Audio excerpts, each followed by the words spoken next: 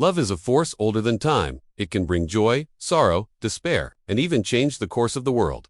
Among the most famous tales of love in Greek mythology is the story of Hades and Persephone, a story of darkness and light, of loss and longing, of a bond forged in the depths of the underworld. Tonight, we unravel the tale of a love that shook gods and mortals alike. Visual dark clouds part over Mount Olympus, slowly descending to a shadowy underworld river glowing faintly.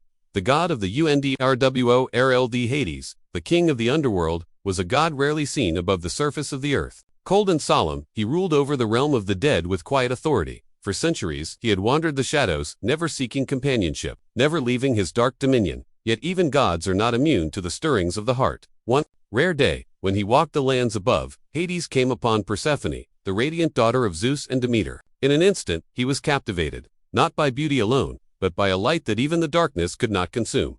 Hades fell in love, seeking his brother's counsel. Hades approached Zeus. Long ago, Zeus had promised Hades the choice of one of his daughters in marriage. Zeus agreed, though he knew that Persephone's mother, Demeter, would never consent to her daughter marrying the god of the underworld. Hades' heart sank at the thought of a life without Persephone, and together, the two brothers devised a plan that would forever change the fates of gods and mortals alike. The Narcissus and the Chshman, a calm morning. Demeter and Persephone descended to the earth. Persephone was entrusted to the care of the sea nymphs, sworn to watch over her every step.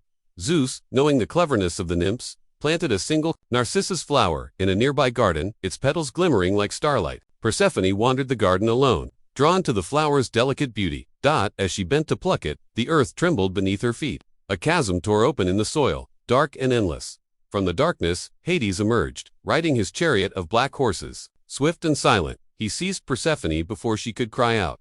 The nymphs, witnessing the abduction, tried to intervene, but Hades was too powerful. Helpless, Sion wept so deeply that her tears formed a river, the river Sion flowing eternally with her sorrow. Visual, nymph dissolving into flowing water, a glowing river weaving through the dark landscape. Demeter's Wrath. When Demeter returned to find Persephone missing, her heart shattered, furious at the nymphs who had failed to protect her daughter. She cursed them. Their plumed bodies, scaly feet, and haunting voices transformed them into sirens, destined to lure and haunt the seas. Demeter's grief grew unbound. She roamed the earth for days, neglecting her duties as goddess of the harvest and fertility. The earth withered beneath her sorrow. Plants died, rivers dried, animals starved. Humanity teetered on the edge of extinction.